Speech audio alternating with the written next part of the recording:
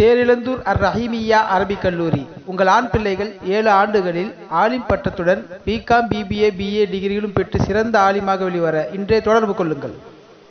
அல்லாஹ்வுடைய நிஅமத்துக்களை அனுபவிக்கிற பொழுது நாம் என்ன செய்யணும்? முதல்ல சந்தோஷத்தை வெளிப்படுத்தணும், கஷ்டத்தை வெளிப்படுத்திடக்கூடாது. ரமலான் வருதே, பசியோடு இருக்கணுமே, வெயில் காலத்தில் வருதே. சில பேர் இப்போவே அதை ஒரு விருந்தாளி எப்படிங்க வரவேற்கணும்? ரமலானுங்கிறது விருந்தாளி தானே. நம்ம வீட்டுக்கு வந்த விருந்தாளி எப்படி வரவேற்பீங்க?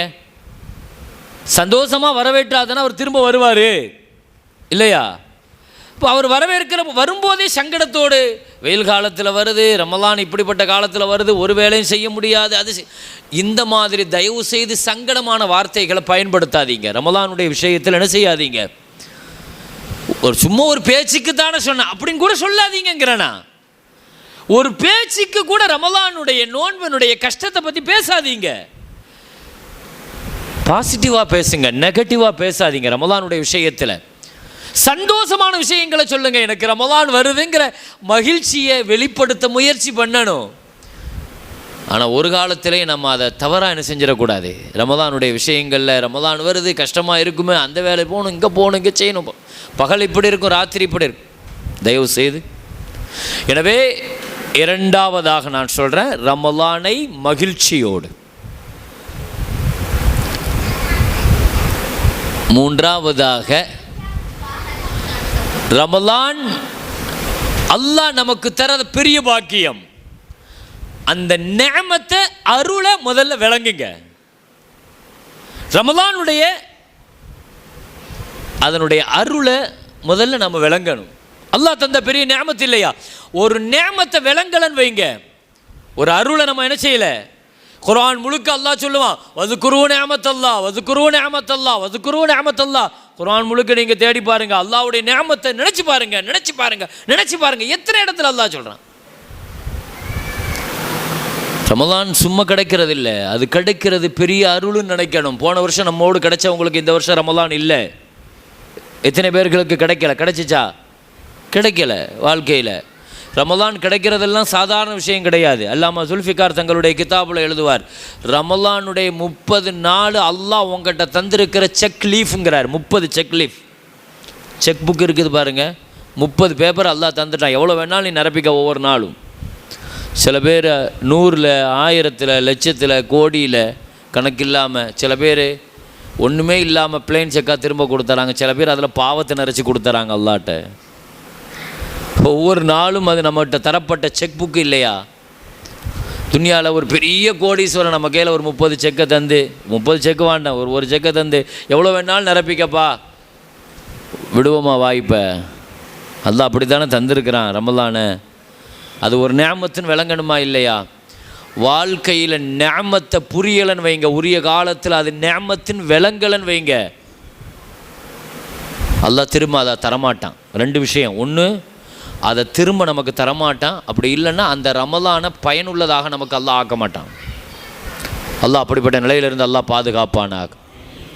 ரமலானை பாக்கியமாக அடைகிற நசீபை தருவானாக.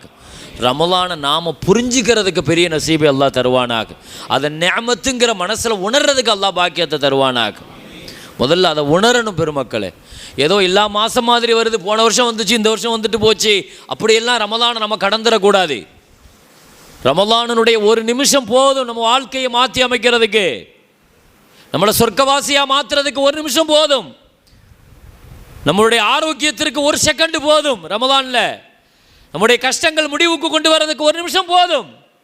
நம்முடைய கடன்கள் முடிவுக்கு வருவதற்கு 1 நிமிஷம் போதும். செகண்டில் அல்லாஹ் மாற்றிடுவான். நஃபஹாத் ரமலானியா, ரமலானுடைய ஒவ்வொரு நிமிஷமும் அருள் அப்படியே மூச்சு காற்றை போல அது அப்படியே சுவாசங்களாக வருதுன்னு நாங்கள் ஸல்லல்லாஹு அலைஹி வஸல்லம். ஒவ்வொரு நிமிஷமும் அது அருட்கொடைகளை நினச்சி பார்க்கணும். ராத்திரி நேரத்தில் திடீர்னு சத்தம் போடுவாங்க அபூ ஹுரைரா, அல்லாஹு அக்பர், அல்லாஹு அக்பர், அல்லாஹு அக்பர். யார்? அபூ ஹுரைரா ரலியல்லாஹு. ஒருத்தர் ஓடி போய் கேட்டாங்க, என்ன ராத்திரி இப்படி சத்தம் போடுறீங்க, அல்லாஹு அக்பர், அல்லாஹு அக்பர்? இல்லை, அல்லாஹ் என் வாழ்க்கையில் எனக்கு தந்த அருளை நான் திடீர்னு ராத்திரி நினச்சி பார்த்தேன். நான் ஒரு பொம்பளைகிட்ட வேலை பார்த்தேன், ஒரு பெண்ணிட்ட வேலை பார்த்தேன், புஸ்ரா அப்படின்னு ஒரு பெண்ணிட்ட நான் வேலை பார்த்தேன். குந்து அஜீரன், என் வயிற்றுக்காக நான் அவங்கள்ட்ட என்ன செய்வேன், அவங்க ஒட்டகத்துக்கு பின்னால் ஓடுவேன். அவங்க ஒட்டகத்துக்கு தேவையான தண்ணி வைக்கிறது, ஒட்டகத்துக்கு தேவையான உணவு வைக்கிறது, நான் வேலை பார்த்து அந்த வேலை தான் பார்க்குங்கிறாங்க அபூ ஹுரைரா ரலியல்லாஹு.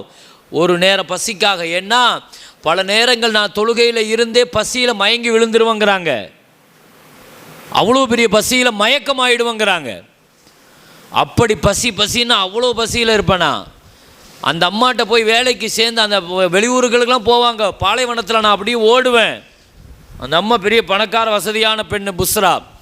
குந்து அஜீரன், அப்படி வேலை பார்த்துட்டு இருந்த அல்லாஹ் எனக்கு நசீபை கொடுத்தான். சவ்வஜனி அல்லாஹ், அந்த பெண்ணையே கல்யாணம் முடிக்கிற பாக்கியத்தை அல்லாஹ் எனக்கு தந்தான். அபூ ஹுரைரா ரலியல்லாஹு சொல்கிறாங்க, என் வாழ்க்கையில் அல்லாஹ் தந்த பெரிய நேமத்து என்ன, ஒரு வேலைக்காரனாக பசியோடு அலைஞ்ச என்ன அந்த அம்மா கல்யாணம் முடித்து கணவனாக மாற்றினாங்க. அதுக்கு பின்னால் ஒரு காலகட்டம் வந்துச்சு, உமர் ரலியல்லாஹு என்னை எகிப்திற்கே ஆளுநராக ஆக்கினாங்க. கீழே இருந்த என் வாழ்க்கை அல்லாஹு அக்பர் மேலே வந்துடுச்சு. இதை திடீர்னு ராத்திரி எனக்கு நினப்பு வந்துருச்சு, அல்லாஹ்வுடைய நேமத்தை என் மேலே அல்லாஹ் எவ்வளோ பெரிய நேமத்தை செஞ்சிட்டான்னு. ராத்திரி நேரம்னு பார்க்காம கூட நான் சத்தம் போட்டுட்டேன், அல்லாஹ் அக்பர் அல்லாஹ் அக்பர் அல்லாஹ். வாழ்க்கையில் நமக்கும் அல்லாஹ் இப்படி எத்தனை பாக்கியத்தை அல்லாஹ் தந்திருப்பான், இல்லைன்னு சொல்ல முடியுமா? ஒவ்வொரு நேமத்தையும் நம்ம அனுபவிச்சுட்டு தானே இருக்கிறோம். நம்ம வாழ்க்கை சில நேரங்களில் மேலே நோக்கியே பார்த்துட்ருக்கோம், அது கிடைக்கலையே, அது நடக்கலையே, இது செய்யலையேன்னு யோசிக்கிறோம். ஆனால் நம்ம எங்கே இருந்து வந்தோங்கிறத யோசிச்சிருக்கோமா? முதல்ல என் வாழ்க்கையில் எங்கே இருந்து துவங்கி இருக்கும். ஒரு காலகட்டம் அப்படித்தானே இருந்தேன், இதே ஊரில் வீடு இல்லாமல் இருந்தனே, வாடகைக்கு கூட போக முடியாமல் இருந்தனே, இன்றைக்கி வாடகைக்கு இருக்கிறனே, வாடகைக்கு இருக்கு, இன்றைக்கி வீட்டு சொந்த வீடு இல்லாமல் இருந்தேன், சொந்த வீடு இருக்குது, ஒரு வீடு இல்லை 2 வீடு இருக்குது, இடம் இருக்குது, மக்கள் இருக்குது. எத்தனை நியாமத்துக்களை நம்ம நினைக்கலாம் இல்லையா? அல்லாஹ் உடைய அருள் கொடைகளை நபிகள் நாயகம் ஸல்லல்லாஹு அலைஹி வஸல்லத்திட்ட ஒரு தடவை ஆயிஷா அம்மா ஸல்லல்லாஹு அலைஹி வஸல்லத்திட்ட சொன்னாங்களாம், என்ன எப்போ பார்த்தாலும் கதீஜா கதீஜா கதீஜா, என் மனைவி கதீஜா. அந்த அம்மா தான் மௌத்தா போயிட்டாங்களே, கதீஜா அம்மா மௌத்தா போயிட்டாங்க. எப்போ பார்த்தாலும் என் கதீஜா இருந்தால் அதை செய்வாங்க, ஏன் கதீஜா இருந்தால் இதை செய்வாங்க, ஏன் கதீஜா, இப்படி நிறைய சொல்லுவாங்க ஸல்லல்லாஹு அலைஹி வஸல்லம். ஏதாவது ஒன்று நடந்துச்சுன்னு வைங்க, எந்த அளவுக்கு சொல்லுவாங்கன்னா, ஒரு அம்மா வந்து வீட்டினுடைய கதவை தட்டுச்சான், ஸல்லல்லாஹு அலைஹி வஸல்லத்தினுடைய வீட்டை. ஸல்லல்லாஹு அலைஹி வஸல்லத்தை பாருங்கள், அந்த அம்மா எப்படி தட்டுச்சுன்னா நகைக்கண்ணை வச்சு அப்படியே வீட்டினுடைய கதவை தட்டுச்சான். ஸல்லல்லாஹு அலைஹி வஸல்லம் சொன்னாங்க, என் கதீஜா கதவை தட்டுறது இப்படி தான் தட்டுவாங்க, அல்லாஹ் மேலே சத்தியமாக என் கதீஜாவுடைய சகோதரி தான் வந்திருப்பா, திறந்து பாருங்கன்னு சொல்லி சொன்னாங்க. தான் மனைவியினுடைய சகோதரி வந்திருக்கிறாங்கங்கிறத ஸல்லல்லாஹு அலைஹி வஸல்லம் எவ்வளவு தூரத்துக்கு சொல்கிறாங்கன்னா, என் கதீஜா அப்படி இருந்தால் இப்படி செய்வாங்க, இப்படியே பின்னாலையும் சொல்ல சொல்ல சொல்ல சொல்ல ஆயிஷா அம்மாவுக்கு ஒரு தடவை கொஞ்சம் ரோஷம் வந்துருச்சு. பாங்கு டைமா இல்லையா சார்? பாங்கு எத்தனை மணிக்கு பாங்கு? இல்லை பாங்கு சொல்லிடலாமா? பாங்கு டைமு அப்படியா? பாங்கு அப்போ சொல்லிக்கலாங்கிறீங்களா?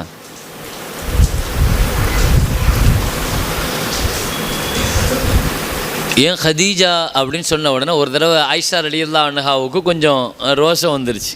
என்ன சொல்லிட்டாங்க, என்ன எப்போ பார்த்தாலும் கதீஜா கதீஜாங்கிறீங்க, அந்த அம்மா அது வயசான கிளவி இல்லாது, அதை விட சிறந்த மனைவி எல்லாம் அல்லாஹ் உங்களுக்கு தந்திருக்கிறான், இன்னும் அந்த வயசான கிளவியை போய் என் கதீஜா என்ன சொல்கிறீங்க அப்படின்னு பேசிட்டாங்க. ஸல்லல்லாஹு அலைஹி வஸல்லம் என்ன சொன்னாங்க தெரியுமா? வல்லாஹி மா அப்தலனி அல்லாஹு ஹைரம் மின்ஹா, என் கதீஜா விட சிறந்த மனைவி அல்லாஹ் எனக்கு தரவே இல்லைன்ட்டாங்க ஸல்லல்லாஹு அலைஹி வஸல்லம். நாங்கள் எதுக்கு இதை சொல்கிறேன் தெரியுமா? அந்த நிஅமத்தை நினச்சி பார்க்குறாங்க பாருங்கள் ஸல்லல்லாஹு அலைஹி வஸல்லம். என்ன சொன்னாங்க தெரியுமா? ஆயிஷா ஆமனத் பி ஹீன கஃபரன் நாஸ் வ ஸத்தகத் பி ஹீன கஸபன் நாஸ், மக்கள் எல்லாம் என்னை மறுத்த பொழுது என்னை ஈமான் கொண்டவள் என் கதீஜா, மக்கள் எல்லாம் என்னை பொய்யர் என்று சொன்ன பொழுது என்னை உண்மையாளர் என்று சொன்னது என்னுடைய கதீஜா, மக்கள் எல்லாம் என்னை விட்டு ஓடி ஒதுங்கிய பொழுது எனக்காக பொருளை அப்படியே இறைத்து கொடுத்தவள் என் கதீஜான்னு ஸல்லல்லாஹு அலைஹி வஸல்லம். வாழ்க்கையில் அல்லாஹுடைய நிஅமத்துக்களை எப்போவுமே நாம் மறக்கக்கூடாது பெருமக்கள். அல்லாஹ் ஒரு நியாமத்தை அருளை நம்ம தந்தான என்ன செஞ்சிடக்கூடாது. ஒன்றும் இல்லை, கொஞ்சம் நினச்சி பாருங்களேன். ஒரு 2-3 வருஷத்துக்கு முன்னால் ரமலான் நமக்கு எப்படி வந்துச்சு? கொரோனாவினுடைய காலங்கள் ரமலான் எப்படி இருந்துச்சு? ஒரு நியாமத்தை நினச்சி பாருங்கள். இத்தனை வருஷம் ரமலானை தந்தான். ரமலானை பயன்படுத்துறதுக்கு அந்த ஒன்றை நினச்சாலே போதும். பூட்டி கிடந்த காலகட்டத்தில் எல்லாம் வந்து பள்ளிவாசலை இது பண்ணி மோதினார்கிட்ட சண்டை போட்டு, நிர்வாகிகள்கிட்ட சண்டை போட்டு, பள்ளிவாசல் திறந்திருக்கும் போதெல்லாம் பெரிய ஆர்வத்தோடு வர்றதில்லை. பூட்டப்பட்டிருந்தால் தான் அவருக்கு திடீர்னு ஈமான் அதிகமாகிடும். அப்போ தான் ரமலானுடைய காலங்களில் உலகம் முழுக்க பள்ளிவாசல் பூட்டப்பட்டுச்சா இல்லையா? ஒரு 10 வருஷத்துக்கு முன்னால் நாம் இப்படி சொல்லியிருந்தால் நம்ம நம்பியிருப்போமா? ரமலான் காலத்தில் காபாவில் இருந்து எல்லா பள்ளிவாசலும் ரமலான் முழுக்க மூடப்படும் அப்படின்னு சொல்லியிருந்தால் நம்ம நம்பியிருப்போமா? ஆனால் அல்லாஹ் நம்ம கண்ணுக்கு முன்னால் அப்படி ஒரு ரமலானை காட்டினானா இல்லையா? 2 ரமலானை நாம் இழந்துட்டோம். அப்போ என்ன செய்யணும்? நம்முடைய வாழ்க்கையிலேருந்து 2 ரமலானை தவற விட்டுட்டோம். நமக்கு நல்ல ஒரு கிடைச்சா ஒரு 40-50 ரமலான் கிடைக்குதுன்னு வைங்க. ஒரு 60-70 வயசுக்கு ஸல்லல்லாஹு அலைஹி வஸல்லம் சொன்ன ஆயிலை வச்சு சொல்கிறேன். அல்லாஹ் நீண்ட ஆயிலை தரட்டும். அல்லாஹ் ஆயிலில் அல்லாஹ் பறக்கச் செய்வானாக. அல்லாஹ் ஆயிலில் நிறைய ரமலான அடைகிற நசீபை தருவானாக. ஹஜ்ரத் அனஸ் ரலியல்லாஹு சொன்ன மாதிரி, என் வாழ்க்கையில் எனக்கு ஒரு ஆசை, இப்படியெல்லாம் நம்ம ஆசை வச்சுருக்கிறோமான்னு தெரியாது. அனஸ் ரலியல்லாஹு, என் வாழ்க்கையில் எனக்கு ஒரு ஆசை உண்டு, 100 ரமலானை சந்திக்கணும் எனக்கு ஆசைன்னாங்க அனஸ் ரலியல்லாஹு. எத்தனை ரமலான்? 100 ரமலானை நான் சந்திக்கணும்னு நான் ஆசைப்பட்டு அல்லாஹ்ட்ட நிறைய துவா செஞ்சுட்டே இருந்தேன். அல்லாஹ் தஆலா எனக்கு 100 ரமலானை சந்திக்கிற பாக்கியத்தை கொடுத்தான்னு சொன்னாங்க. 100 வயசுக்கு மேலே வாழ்ந்தவங்க சஹாபாக்களில், 100 வயசுக்கு மேலே வாழ்ந்த சஹாபிகளில் அதில் அனஸ் ரலியல்லாஹு ஒன்று. சஹாபாக்களில் கடைசியாக மூத்தான சஹாபி அனஸ் ரலியல்லாஹும்பாங்க. சஹாபாக்களில் கடைசியாக மூத்தானது அனஸ் ரலியல்லாஹு. அதுக்கான காரணத்தை தான் ஹஜ்ரத் அவர்கள் அழகாக சொன்னார்கள். என்ன காரணங்கிறத ஹஜ்ரத் அனஸ் ரலியல்லாஹு ஸல்லல்லாஹு அலைஹி வஸல்லத்தினுடைய ரகசியத்தை மறைத்தது பல்வேறு காரணங்களில் இதுவும் ஒரு காரணம். ஒரு ஆயுளினுடைய நீளமாக்கப்படுறதுங்கிறது, நபியினுடைய ஹிதுமத்தில் இருந்தது, பெற்றோர்களுக்கு மரியாதை செஞ்சது, இப்படி பல்வேறு காரணங்களில் ஒருவருடைய ஆயுள் நீளமாக்கப்படுவதற்கு பல காரணங்களில் இதுவும் ஒரு காரணம். அப்போ இங்கே ஹஜ்ரத் ஹதீஜா ரலியல்லாஹுவை விட சிறந்த ஒரு மனைவி அல்லாஹ் எனக்கு தரலை என்று தன் வாழ்க்கையில் கஷ்டப்பட்ட காலகட்டத்தில் குர்ஆனில் அல்லாஹ் சொல்லுவான், இது அஹ்ஸன பி வகத் அஹ்ரஜனி மினஸ் சிஜ்னி. யூசுப் அலைஹிஸ்ஸலாத்தை பற்றி அல்லாஹ் சொல்லுவான். பின்னால் எகிப்தினுடைய மன்னராக போய் உட்கார்ந்து அப்படியே மக்கள் எல்லாம் தன்னுடைய சகோதரர்கள் எல்லாம் சரண்டராகி கடைசியில் தன்கிட்ட வந்து மன்னிப்பு கேட்குற நிலைமையில் சகோதரர்கள் பெற்றோர்கள் எல்லாம் கிடைச்சி வாழ்க்கையில் உச்சமாக போய் நிற்கிற பொழுது யூசுப் அலைஹிஸ்ஸலாம் சொன்ன வார்த்தையை பாருங்கள். நான் இந்த நேரத்தில் நான் அல்லாஹுவை நினச்சி பார்க்குறேன். வகத் அஹ்ஸன ரப்பி, என் ரப்பை நான் நினச்சி பார்க்குறேன். ஏன்னா நான் ஆரம்பத்தில் என்னை கிணத்துல தள்ளினாங்க, அதிலேருந்து அல்லாஹ் காப்பாற்றினா. சிறையில் தள்ளினாங்க, அதிலேருந்து அல்லாஹ் என்னை காப்பாற்றினா. ஷைத்தான் எவ்வளவோ என் வாழ்க்கையில் சூழ்ச்சி செஞ்சான், அதிலேருந்து அல்லாஹ் என்னை காப்பாற்றினா.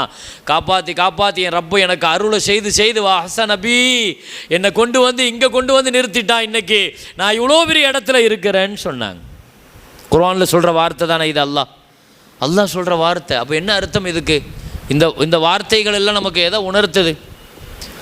வாழ்க்கையில் அல்லாஹ் அருள்கொடைகளை தருகிற பொழுது அந்த அருள்கொடைகளை முதல்ல நாம் அது உணரணும், அதை நினைக்கணும்,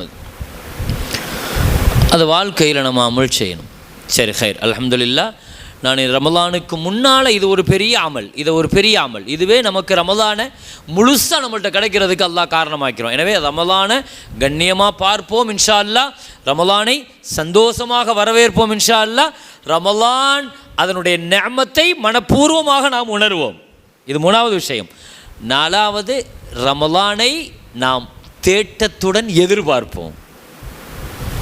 இன்திலார், எதிர்பார்க்கணும். ஸல்லல்லாஹு அலைஹி வஸல்லம் சொன்னாங்க, அந்த எதிர்பார்ப்புங்கிறது அதில் என்னம்லாம் வரும்? எதிர்பார்க்கிறதுல துஆ, எதிர்பார்க்கணுங்கிறதுல எதெல்லாம் வரும்? துஆ வரும். 3 விஷயம் வரும் எதிர்பார்க்கல. நல்ல ஞாபகம் வச்சுக்கோங்க. ரமலானை எதிர்பார்க்கிறதுல 3 விஷயங்கள், இது நல்ல ஞாபகத்தில் வைங்க. முதலாவது துஆ. ஒரு விஷயத்தை எதிர்பார்க்கிறது, யா அல்லாஹ் என்னை எப்படியாவது அடைய வச்சிரியா அல்லாஹ், அதில் எனக்கு சலாமத்தா ஆக்கிறியா அல்லாஹ், ஆரோக்கியமாக எனக்கு ரமலானை கொடுயா அல்லாஹ், நானும் ஆரோக்கியமாக இருக்கு. இந்த மாதிரி துவாக்களை நிறைய செய்யணும் ரமலான் நெருங்க. இன்திலார். 2வது என்னென்னா, ரமலானுக்கு முந்தின நாள் நீங்கள் நோன்பு வைக்கக்கூடாதுன்னாங்க ஸல்லல்லாஹு அலைஹி வஸல்லம். ரமலான் ஷக்குடைய நாள் இருக்குல்ல, முந்தின நாளும் அதுக்கு முந்தின 2 நாள் நீங்கள் நோன்பு வைக்கக்கூடாது. நோன்பு தடை செய்யப்பட்ட நாட்களில் இதுவும். ஏன்னா அந்த 2 நாள் நீங்கள் ரமலானை எதிர்பார்த்து இருக்கணுமா, அந்த இன்திலார் வேணும், அந்த எதிர்பார்ப்பு வேணும். 2வது விஷயம். 3வது ரமலானை எதிர்பார்க்கறதுல பிறையை பார்க்கணும். பிறையை பார்க்கறது ஒரு அமல். அது ரமலானுடைய பிறையை தேடுறது இருக்குது பாருங்க, அல்லாஹ் அதை ரசிக்கிறான். நம்ம ரமலானுடைய பிறைய வானத்தில் அது எப்படிங்க கிடைக்க போகுது? 1 செகண்ட் தானே கிடைக்கும், 1 நிமிஷம் தானே கிடைக்கும். பிற வேணா கிடைக்காம போயிடலாம், ஆனால் அதை தேடின நன்மை இருக்குது பாருங்க, அது அல்லாஹ்ட்ட பெருசு. நான் சொல்கிறத புரியுன்னு நினைக்கிறேன். ரமலானை நம்ம எதிர்பார்த்து பல நேரங்களில் ரப்பு என்ன காரணங்களை வந்தால் தான் அல்லாஹ் நன்மையை தரணுமா? அல்லாஹ் விசாலமானவன் இல்லையா? நம்ம அந்த தேட்டை இருக்குது பாருங்கள், ஒருத்தர் வெளியூருக்கு போகிறாரு, கிபிலா எதுவும் தெரியலை, கிபிலா எதுவும் தெரியாமல் அப்படியே தக்பீர் கட்டிட்டார் ஒரு பக்கத்தை நோக்கி. தொழுத பிறகு தான் தெரியுது கிபிலா இந்த திசை இல்லை, அதுக்கு ஆப்போசிட் திசைன்னு தெரிஞ்சால் சட்டம் என்ன? எந்த திசை கிபிலாவோ அதை பார்த்து தொழுவணும். ஆனால் இவர் தொழுகைக்கு முன்னால் பார்த்தார், இது சூரியன் இங்கே மறையுது, சூரியன் இங்கே உதிச்சிருக்கும், இப்படி வருது, சூரியன் இங்கே இருக்குது அப்படின்னு கொஞ்சம் அப்படியே ஆராய்ச்சி பண்ணிவிட்டு, ஓ இதுதான் கிபிலான்னு சொல்லி முடிவு பண்ணிட்டார். இப்போ தக்பீர் கட்டி தொழுதுட்டார். தொழுது முடித்த பின்னால் தெரிஞ்சிச்சு இது கிபிலா இல்லை, இன்னொரு பக்கம்னா திரும்ப தொழ தேவையில்லை. ஏன்? இவருடைய ஆராய்ச்சிக்கு அல்லாஹ் மரியாதை கொடுக்குறான், இவருடைய ஆய்வுக்கு அல்லாஹ் மரியாதை கொடுக்குறான். இதுக்கு பேர் தஹர்ரி. தொழுகையில் இருக்கிறீங்க, 3 ரக்காத் தான் 4 ரக்காத் தான் தெரியலை, உட்காரவா வேண்டாமா, 4 ரக்காத்தா இருக்குமா இஷாவுடைய தொழுகை, அல்லது 3 ரக்காத்தில் முடிஞ்சிக்கும் அப்படின்னு டவுட் வந்துச்சுன்னா, இப்போ நீங்களாவே யோசிச்சு ஒரு முடிவு எடுக்கிறீங்க, சரி 3 இருக்காது 4 தான் அப்படிங்கிற முடிவு எடுத்துட்டீங்கன்னா, நீங்கள் என்ன முடிவு எடுக்கிறீங்களோ அந்த ஆய்வுக்கு அல்லாஹ் என்ன செய்கிறான்? நன்மை கொடுக்குறான் சட்ட ரீதியாக. அப்போ நாங்கள் என்ன சொல்ல வரேன், பிறைய பார்க்குறோம், அந்த பார்க்குற அல்ஹம்துலில்லாஹ் பார்த்துட்டேன்னு வைங்க, பார்த்துட்டா பிறைய பார்க்குற போது கேட்குற ஒரு துவா இருக்குது, அல்லாஹும்ம அஹில்லஹு பில் யும்னி வல் ஈமான் வஸ்ஸலாமத்தி வல் இஸ்லாம் ஹிலால ருஷ்தின் வ கைர் ஸல்லல்லாஹு அலைஹி வஸல்லம் ஓதுன துவாலாம் அதெல்லாம் பார்த்து வைங்க. ரமலானுக்கு முன்னால் அந்த துவாலாம் மனப்பாடம் பண்ணி வைக்கணும். ஒரு ஹஜ்ஜுக்கு போகிறதா இருந்தால் ஹஜ்ஜினுடைய துவாக்களில் எவ்வளோ மனப்பாடம் பண்ணி வைக்கிறோம். ரமலான் வர்றதுக்கு முன்னால் முதல் அமலே எங்கே ஆரம்பிக்கும்? முதல் அமலே எங்கே ஆரம்பிக்கணும்? பிறை பார்க்குறதெல்லாம் ஆரம்பிக்கணும். பிறை பார்த்த உடனே இந்த துவா, யா அல்லாஹ் இந்த பிறையை எனக்கு ஈமானையும் பரக்கத்தாகவும் ஆக்கு, இஸ்லாத்தையும் சலாமத்தாகவும் ஆக்கு. முதல்ல கேட்க சொன்னது அதுதான். ஈமானும் இஸ்லாமும் கிடைக்கணும், பரக்கத்தும் சலாமத்தும் கிடைக்கணும். இந்த 2 வார்த்தையை ஸல்லல்லாஹு அலைஹி வஸல்லம் சொல்லியிருக்கிறாங்க. நீங்கள் அரபியில் கேட்க தெரிஞ்சாத தமிழில் கேளுங்க, உருதுல கேளுங்க, எந்த மொழியில் கேட்கணுமோ, என்ன எப்படி கேட்கணும்? யா அல்லாஹ் இந்த பிறையை எனக்கு ஈமானுடனும் பரக்கத்தாகவும் ஆக்கிவை, இஸ்லாமுடனும் சலாமத்தாகவும் ஆக்கிவை. பிற முதல் நாள் கிடைக்கல, தேடின கிடைக்கல, அல்ஹம்துலில்லாஹ் ஒன்றும் இல்லை. 2வது நாள் பார்க்குற கிடச்சிச்சின்னா கூட நீங்கள் விடாதீங்க. எப்போ நீங்கள் முதல்ல பிறையை பார்க்குறீங்களோ அல்ஹம்துலில்லாஹ் துவா கபூல் ஆகிறது. அது காபத்துல்லாவை பார்த்தா எப்படி துவா கபூல் ஆகுமோ அதே மாதிரி பிறையை பார்க்கும்போது துவா கபூல் ஆகும். அதுவும் ரமலானுடைய பிறையை பார்க்குற நேரத்தில் துவா கபூல் ஆகும். எனவே நம்ம ரமலானுடைய பிறையை பார்த்த உடனே அது ஒரு அல்லாஹ்வுடைய விருந்தாளி இல்லையா, அதை பார்த்த உடனே நாம் கேட்குற துவா எவ்வளவு நேரம் கேட்க முடியுமோ கேளுங்க, கண்ணீர் வடித்து கேட்க முடியுமோ கேளுங்க, எத்தனை விஷயங்களுக்கு கேட்க முடியுமோ அந்த நேரத்தில் கேளுங்க. நம்ம இன்திலார் எதிர்பார்ப்பு. இப்போ நான் இங்கே ரமலானுக்கு முன்னால் உள்ள இஸ்திக்பால் அந்நலர் கண்ணியமான பார்வை, மகிழ்ச்சியாக மனசில் வரவேற்கிறது, அந்த நிஅமத்தை நினைச்சு மனசில் உணர்றது, அதை எதிர்பார்க்கிறது. இஸ்திக்பாலே ரமலான். ரமலானை வரவேற்கிறத மட்டும் சொல்லியிருக்கிறேன். இனி அடுத்து இருக்குது ரமலானுடைய காலங்களில் நாம் உள்ள நுழையிறதுக்கு முன்னால் திட்டமிடணும். ரமலான் என்ன செய்யணும்? திட்டமிடணும். எப்படி திட்டமிடுறது? ரமலானுடைய காலங்களில் நாம் எப்படி அமல் செய்யணும்? தண்ணீர்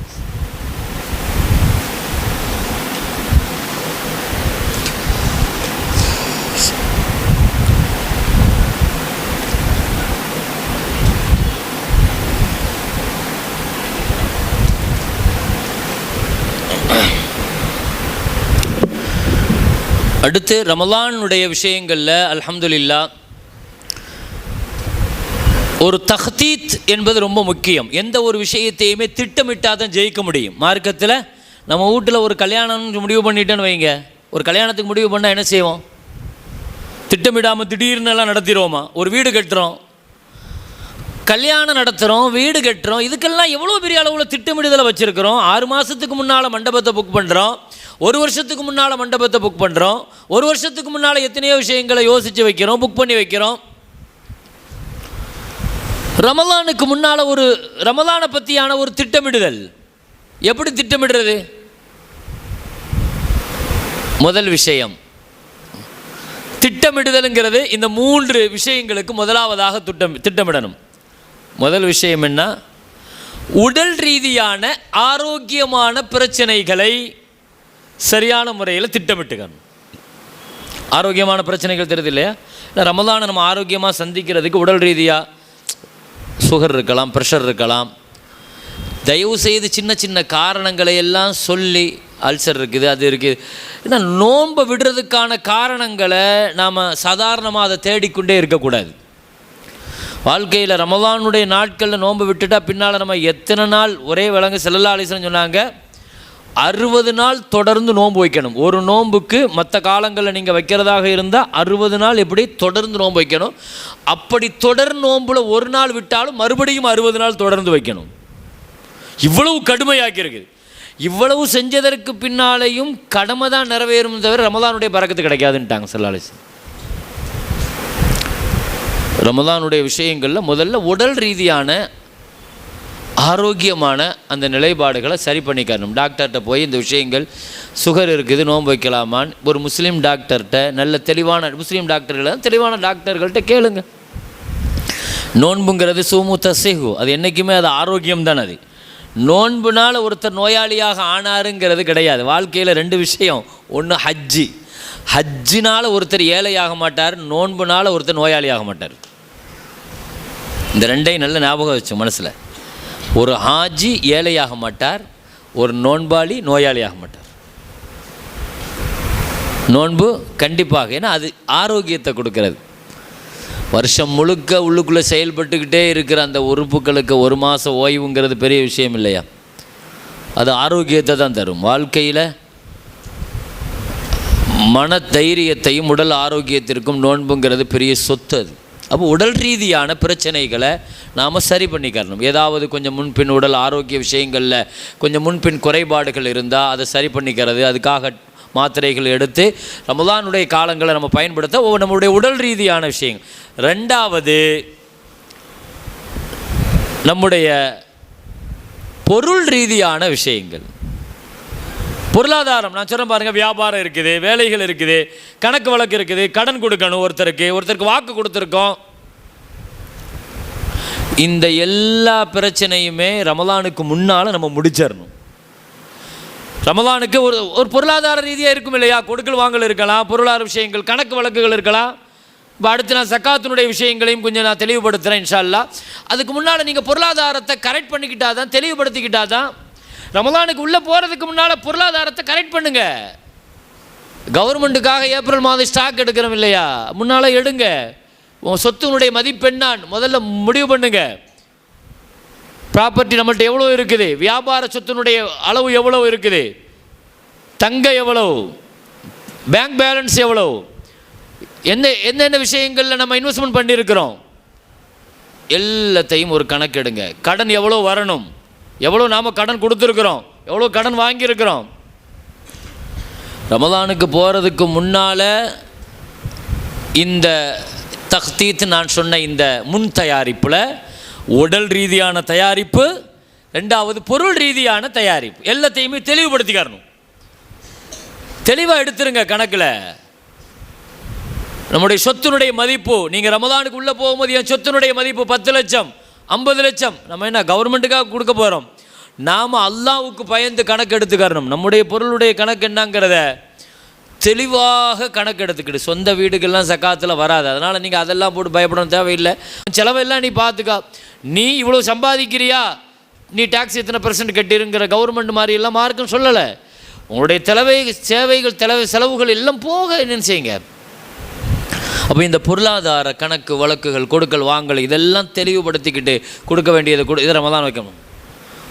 3வது விஷயம் உடல் தயாரிப்பாகணும், பொருள் தயாரிப்பாயிரணும், மனம் தயாரிப்பாயிரணும்.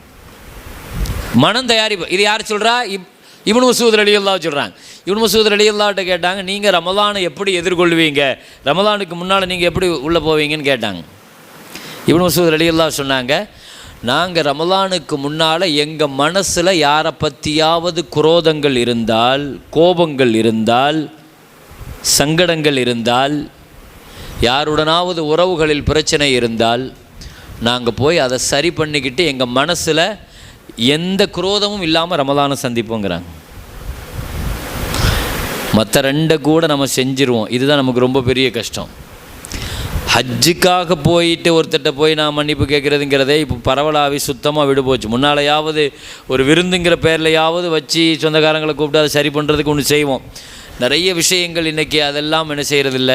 ஹஜ்ஜுக்கு போகிறப்போ கூட போய் சம்மந்தப்பட்டவங்கள்ட்ட போய் சொல்லி, யார்கிட்ட சொல்லணுமோ அவங்கள்ட்ட சொல்கிறதில்ல, மற்றவங்கள்ட்டெல்லாம் போய் ஒரு சொல்லுவார் உறவுக்காரர்கள்ட்ட. அப்போ ரமலானுக்கும் நம்ம அப்படி செய்யணும். ரமலானுலையும் இப்னு மஸ்ஊத் ரலியல்லாஹு சொல்கிறாங்க, உங்கள் உள்ளத்தில் யாரை பற்றியாவது பிரச்சனைகள் இருந்தால், யாருடனாவது உங்களுக்கு பிணக்கு இருந்தால், நீங்கள் போய் என்ன செய்யுங்க, அதை கொஞ்சம் சரி பண்ணிவிட்டு நீங்கள் ரமலானில் பரிசுத்தமான இதயத்தோடு, யார் மேலேயும் பொறாமை இல்லாமல், யார் மேலேயும் குரோதம் இல்லாமல், யார் மேலேயும் வஞ்சகம் இல்லாமல், பரிசுத்த இதயத்தோடு நீங்கள் ரமலானுக்கு உள்ளே போங்கங்கிறாங்க இப்னு மஸ்ஊத் ரலியல்லாஹு. இஸ்திக்பாலு ரமலானில் ஒன்று, இது சஹாபிகளுடைய பண்புங்கிறாங்க. இது சஹாபாக்களுடைய.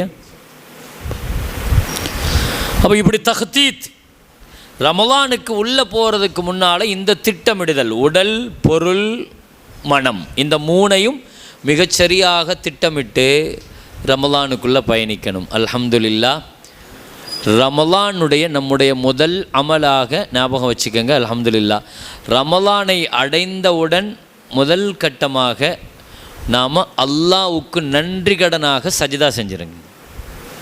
இது சஹாபிகளுடைய பெருமக்களுடைய இப்படி ஒரு பண்பாக ஹதீஸ் ஷரீஃபில் கிடைக்குது. ரமலானை அடைஞ்சிட்டோம், அல்ஹம்துலில்லாஹ், ரமலான் பெற அறிவிப்பு வந்துட்டுன்ன உடனே முதல்ல என்ன செய்யணும்? அல்லாஹ் அடைகிற நசீபை தந்துட்டான் இல்லையா, அதுக்கு ஷுக்குர் செய்கிறதுக்காக என்ன செய்யுங்க, முதல்ல சஜிதா செஞ்சுருக்கு.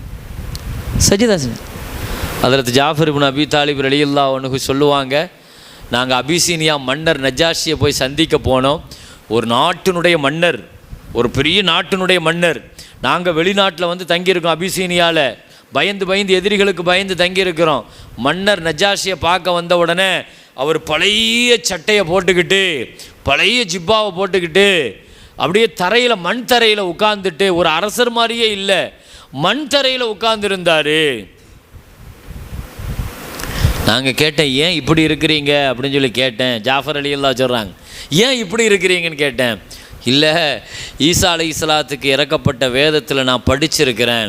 என்னன்னு சொல்லி சொன்னால், அல்லாஹ் முஹம்மது ஸல்லல்லாஹு அலைஹி வஸல்லத்தினுடைய உம்மத்திற்கு அல்லாஹ் ஒரு பாக்கியத்தை கொடுத்தான்னு சொன்னால், அந்த உம்மத்தினர்கள் அல்லாஹ்வுக்கு பணிவதற்காக சஜிதா செய்வாங்க, பணிஞ்சு சஜிதா செய்வாங்கன்னு ஒரு ஈசா அலைஹிஸ்ஸலாத்தினுடைய இதில் படிச்சிருக்கிறேன்.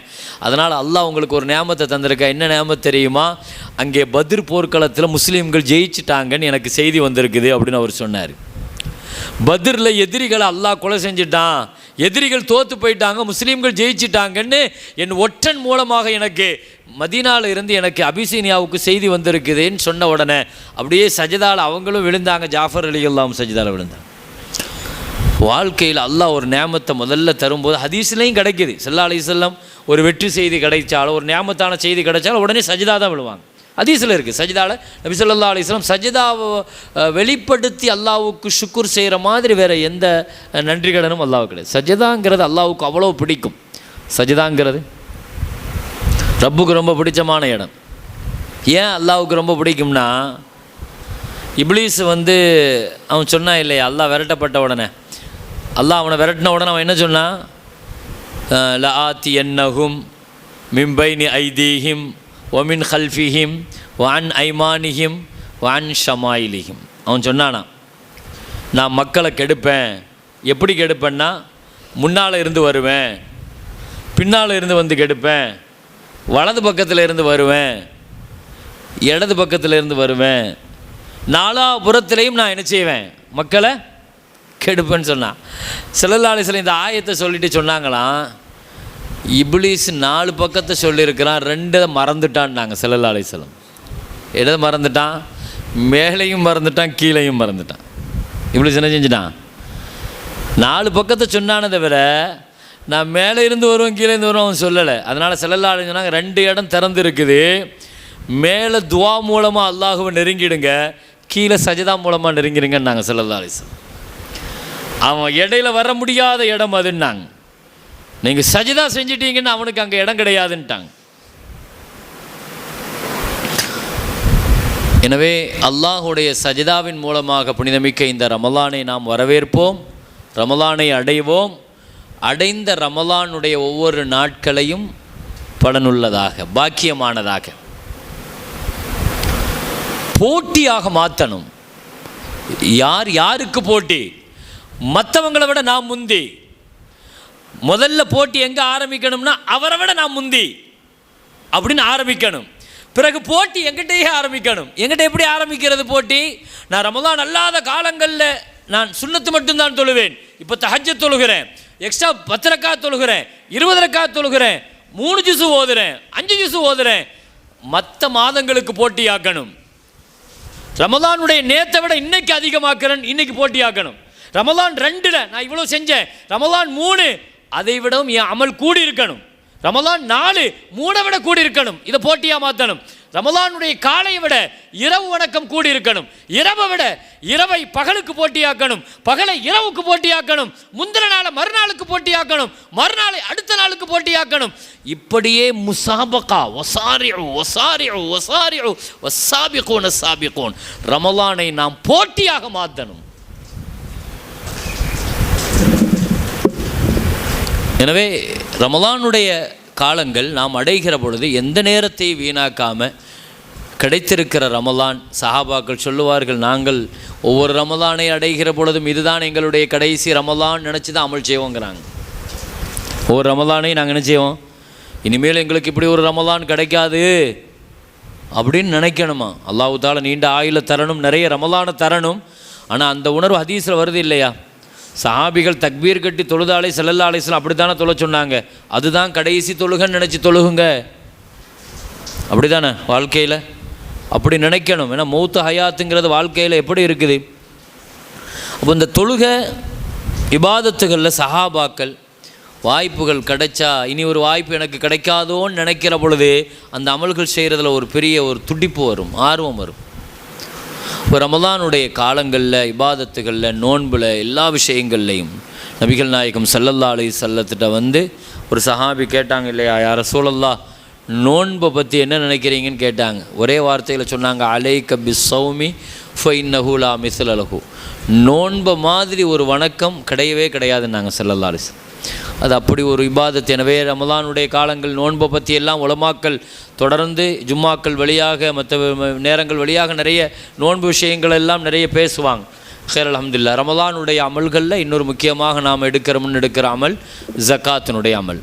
ஜக்காத் அது இந்த உம்மத்தினுடைய வறுமை ஒழிப்பு, நம்முடைய பொருளாதாரத்தை சுத்தப்படுத்துறது, நம்முடைய வாழ்க்கையில் ஆரோக்கியத்தை பெற்றுத்தரது. பொருளாதாரத்தில் ஹராம் ஜக்காத் எடுக்கப்படாத பொருளாதாரங்கிறது அது ஒரு சொட்டாக இருந்தாலும் அது விஷம்தான். அது மொத்த பொருளையும் அது ஹராபாக்கும், மொத்த வளர்ச்சியும் அது கெடுத்துரும். அது ஒரு ஹராமான பொருள் நம்முடைய பொருளோடு கலந்துட்டா அது எப்படி அந்த பொருளினுடைய வளர்ச்சியையும் பரக்கத்தையும் வேறு இருக்குமோ அதே மாதிரி தான் ஜக்காத்தும்.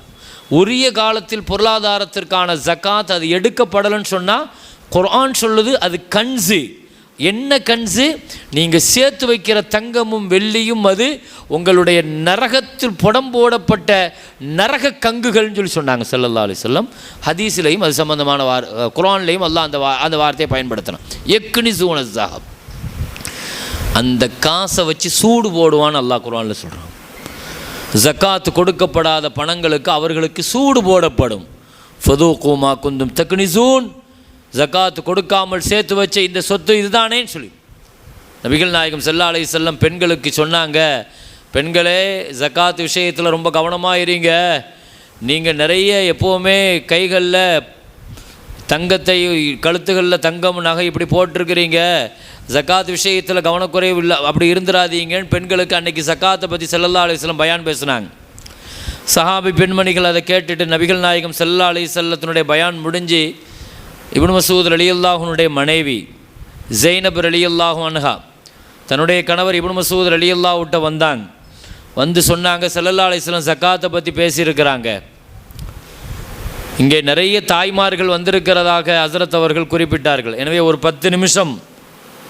10 நிமிடம் நான் உங்களுக்கான செய்தியாக சொல்லி நான் முடிக்கிறேன். 10 நிமிஷம் இன்ஷா அல்லாஹ். இபாதத்துகள் செய்கிறதுல பெண்கள் ரொம்ப ஆர்வமாக இருந்திருக்கிறாங்க. ரமலானுடைய காலங்களோ மற்ற காலங்களோ வணக்கங்கள் செய்கிறதுல சஹாபி பெண்மணிகள் அவ்வளவு ஆர்வமாக இருந்திருக்கிறாங்க. தன் மீது கடமையாக்கப்பட்ட ஜக்காத். ஒரு பெண்மணி ஸல்லல்லாஹு அலைஹி வஸல்லம் பள்ளிவாசலுக்கு வந்து அந்த அம்மா ரசூலுல்லாஹ்ட்ட வந்து கேட்டாங்க, யா ரசூலல்லாஹ், நீங்கள் கீழே நின்று பயான்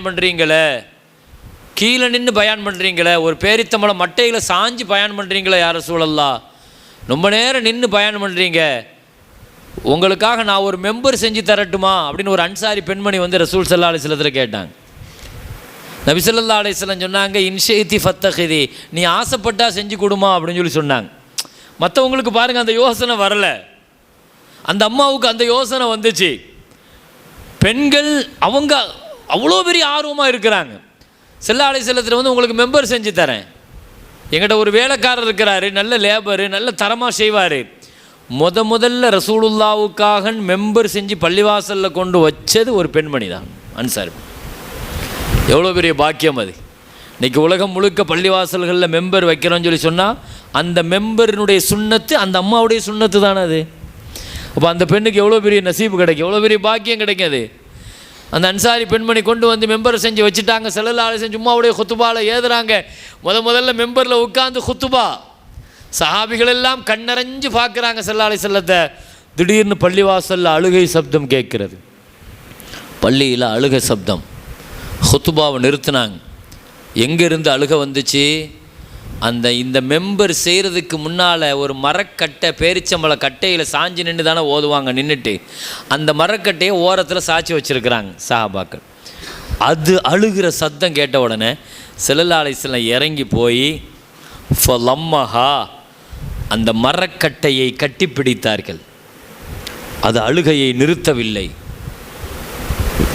ஃபஜஅல யஇன்னு, அது விசும்பி அழுதது. பள்ளிவாசல் முழுக்க அந்த சப்தம். வகப்பலஹா, அந்த மரக்கட்டையை முஹம்மது ஸல்லல்லாஹு அலைஹி வஸல்லம் முபாரக்கான உதடுகள் வைத்து முத்தமிட்டார்கள். அது அழுகையை நிறுத்தவில்லை. வஜஅல யதகல்லமு, அதனுடன் ஏதோ பேசினார்கள்,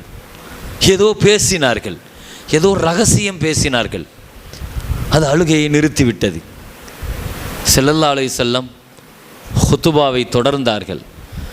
ஹுத்துபா முடித்த உடனே சஹாபாக்கள் என்ன நடந்துச்சு யா ரசூலல்லாஹ்னு கேட்டாங்க. என்னை பிரிந்ததால் அது அழுதது, என் பிரிவால் அது அழுதது, நான் அதை கட்டிப்பிடித்தேன், அழுகையை நிறுத்தவில்லை, முத்தமிட்டேன், அழுகையை நிறுத்தவில்லை, நான் அதனுடன் ஒரு வாக்கு கொடுத்தேன், நீ விரும்பினால் உலகத்தில் சிறந்த இடத்தில் உன்னை வாழ வைக்கிறேன், நட்டி வைக்கிறேன், காலமெல்லாம் நீ பசுமையாக அங்கே வாழலாம், இல்லைன்னா என் கூட சொர்க்கத்துக்கு வந்துறியான்னு கேட்டேன்.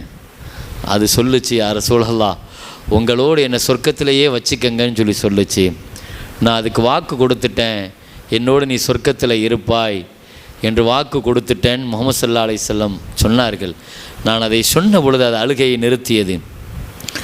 நான் மௌத்தானால் என்னுடன் அந்த பேரித்த மட்டையும் சேர்த்து நீங்கள் அடக்கம் செய்யணும் நாங்கள் ஸல்லல்லாஹு அலைஹி வஸல்லம். நாளை என்னுடன் சொர்க்கத்தில் இருக்கும் என்று பெருமானார் ஸல்லல்லாஹு அலைஹி வஸல்லம் சொன்னார்கள்.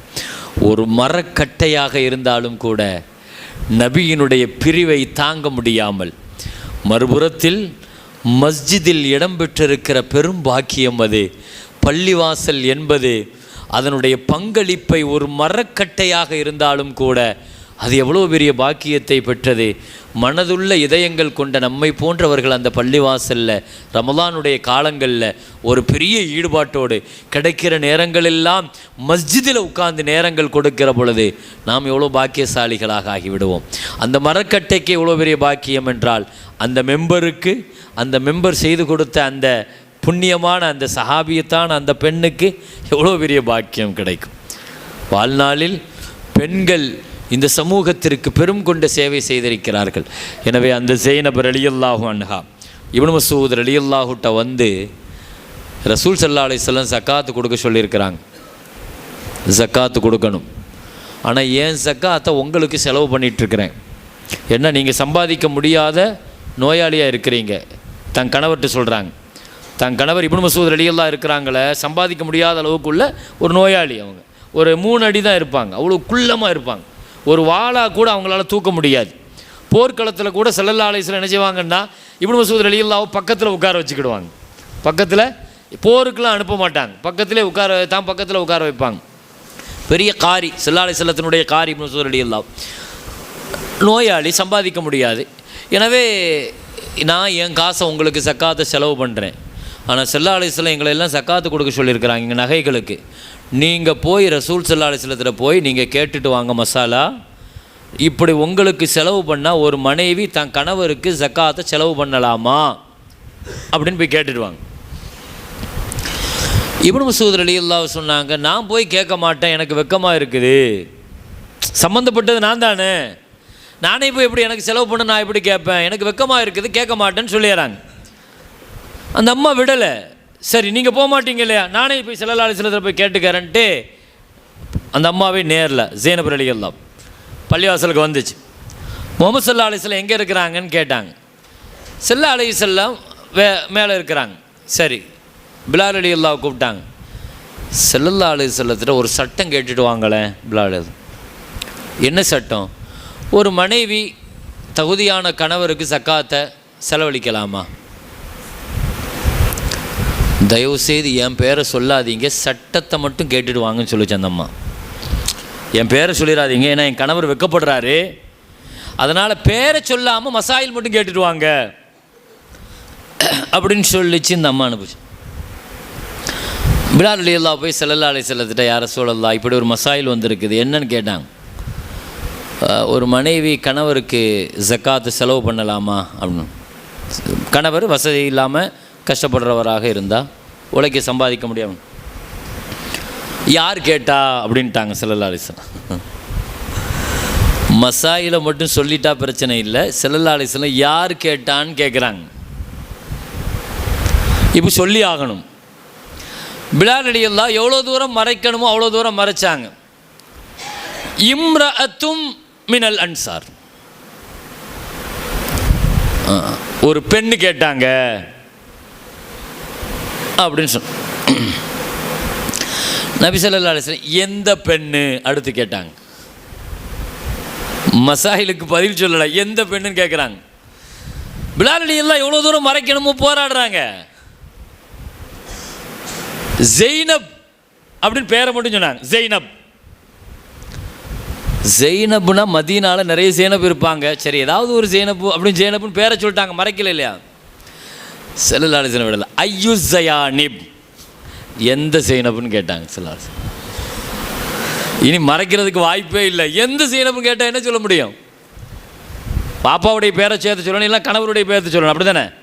எந்த ஸைனப்னு கேட்டால் பேர் வரைக்கும் போயாச்சு, ஊர் வரைக்கும் சொல்லியாச்சு. ஐயு ஸயானிப், எந்த ஸைனப்? இம்ரஅத்து அப்துல்லா இப்னு மஸ்ஊத், அப்துல்லா இப்னு மஸ்ஊத் ரலியல்லாஹுடைய மனைவி அப்படின்னு சொன்னாங்க. ஸல்லல்லாஹு அலைஹி சொன்னாங்க, அந்த அம்மாட்ட சொல்லுங்க, லக்கி அஜ்ரானி, அவங்களுக்கு ஜக்காத்து கொடுத்த 2 கூலி கிடைக்கும். மற்றவங்களுக்கெல்லாம் ஜக்காத்துக்கு 1 கூலின்னா அவங்களுக்கு டபுளாக கிடைக்கும். ஏன்னா அஜ்ருல் கராபா, சொந்தத்துக்கு கொடுத்ததுக்கும் ஜக்காத் அவர் கொடுக்குற எங்கே கொடுக்குறாங்க? சொந்தத்துக்கு கொடுக்குறாங்க. அதனால் கொடுக்கலாம், கொடுத்தா டபுளாக கிடைக்கும்னு சொல்லுங்கள். இந்த ஹதீஸ் என்ன சொல்லுதுன்னா, ஜக்காத் என்பது அது வறுமை ஒழிப்பிற்கான திட்டம். அது எங்கேருந்து ஆரம்பிக்கணும்? ஒரு ஜக்காத்தினுடைய பொருளுங்கிறது முதல்ல குடும்பத்தினுடைய வறுமை, பிறகு அந்த ஊரினுடைய வறுமை. இந்த ஊரில் ஜக்காத்து கொடுக்க தகுதியானவர் இன்னொரு ஊருக்கு கொண்டு போய் கொடுக்கக்கூடாது.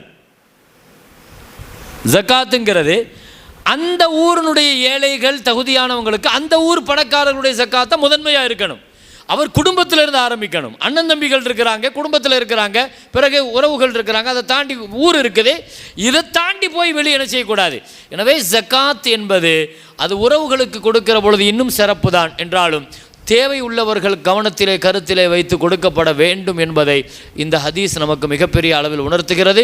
எனவே புனிதமிக்க ரமலானுடைய காலங்களில் நம்முடைய உடல் வணக்கம், பொருள் வணக்கம், சொல் வணக்கம் அனைத்தையும் எல்லாம் வல்ல ரப்புல் ஆலமீன் அல்லாஹ்வுக்கு பொருத்தமான முறையில் அமைத்து புனிதமிக்க ரமலானை பாக்கியமாக, புண்ணியமாக, பரிபூரணமாக ரமலானை அமலுடன் நசீபாக கழிக்க பெரும் பாக்கியத்தை அல்லாஹ் நம் அனைவர்களுக்கும் தந்தருள்வானாக. உங்களுடைய ரமலானுடைய மேலான துஆக்களில் என்னையும் நீங்கள் ஞாபகம் வைக்க வேண்டும் என்று இந்த நல்ல நேரத்தில் நான் உங்களிடத்தில் பணிவுடன் கேட்டுக்கொண்டு வாய்ப்புக்கு நன்றி கூறி நிறைவுபடுத்துகிறேன். வாஹ்ரு தஅவானா அல்ஹம்துலில்லாஹி ரப்பில் ஆலமீன். அஸ்ஸலாமு அலைக்கும் வரஹ்மத்துல்லாஹி வபரகாத்துஹு.